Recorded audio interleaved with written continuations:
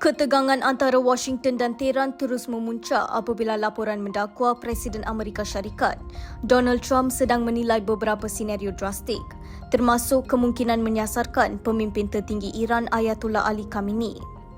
Menurut laporan Axios yang memetik sumber dalaman, satu pelan yang dibentangkan turut melibatkan anak Khamenei, Mojtaba, serta kepimpinan tertinggi negara itu. Seorang penasihat kanan dilaporkan berkata pelbagai pilihan telah disediakan, namun keputusan muktamad masih belum dibuat. Rumah Putih setakat ini belum mengeluarkan kenyataan rasmi.